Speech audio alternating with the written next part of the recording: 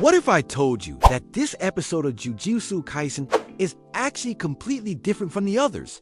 A lot of people think this episode blew up because of the animation, but that's not really the full story. Because the fight between Yuji Itadori and Hiromi Higuruma is one of the best examples of how an anime adaptation can transform a relatively simple moment from the manga into one of the most memorable fights in the entire series.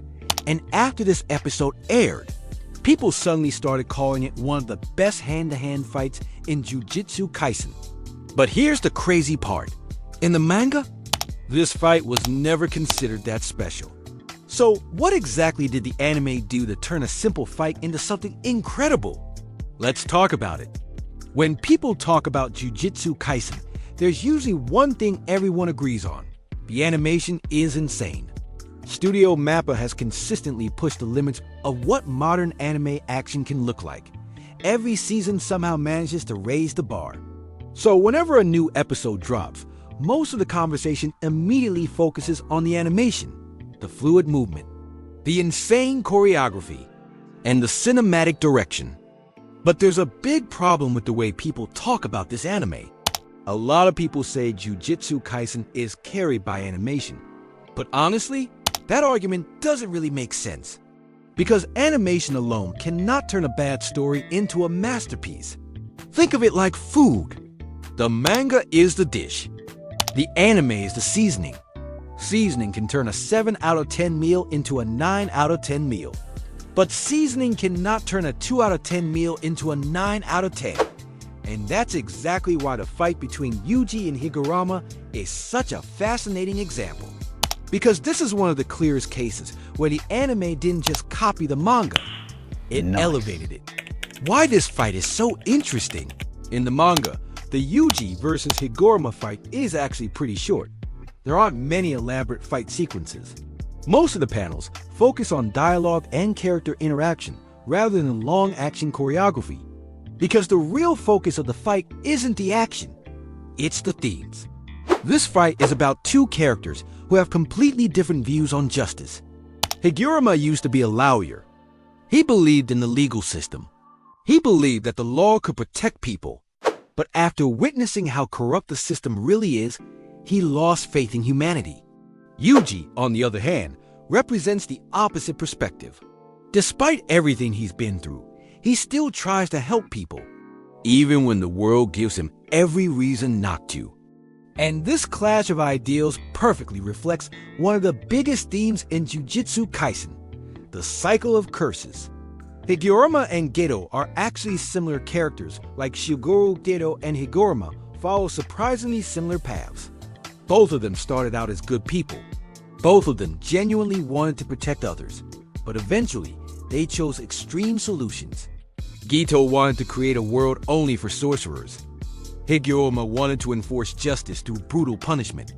This idea is actually very similar to something Satoru Gojo once said. Gojo admitted that he could easily kill the corrupt higher-ups of the Jujutsu world, but he didn't do it, because he knew it wouldn't solve anything. They would simply be replaced by someone else just as corrupt. So instead of destroying the system, Gojo chose to raise a new generation. Yuji's role in this story, and this is where Yuji becomes incredibly important. Yuji is one of the most traumatized characters in the series. He has seen countless people die. He has been forced to carry guilt for tragedies he didn't even cause. But unlike characters like Geto or Higuruma, Yuji refuses to break. Instead of giving up on people, he keeps trying to help them, even if it means carrying the pain himself. In many ways, Yuji is slowly becoming exactly what Gojo hoped for, someone who can break the cycle, someone who can stop others from falling into darkness. And in this moment, Yuji becomes the person who pulls Higuruma back from the edge. How the anime elevated the fight. Now let's talk about the most interesting part. The answer is direction and animation. Studio MAPPA took a relatively simple fight from the manga and turned it into a visually creative action sequence. For example, Higuruma's gavel becomes an incredibly versatile weapon. At one point, it almost looks like he's using it like a machine gun. There is even a moment where it feels like he's riding it like a flying broom. None of this exists in the manga. But the anime adds these elements to make the fight feel more dynamic and creative.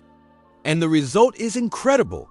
The fight suddenly feels much more intense and memorable. The small details that make this episode great, but the animation isn't the only reason this episode works so well. The direction also uses subtle details like lighting and music. At the beginning of the courtroom sequence, the lighting is warm and golden. It almost feels calm. But when the serious accusations begin, the lighting shifts dramatically. Red tones appear. Then cooler blue tones take over.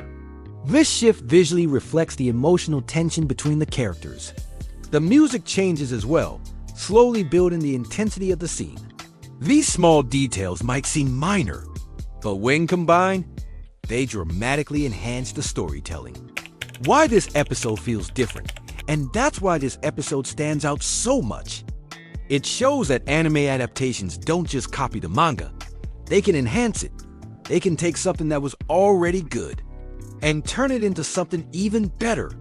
Because almost overnight, this fight went from being a relatively small moment in the manga to becoming one of the most talked about fights in the entire series. So in the end, this episode proves something really important.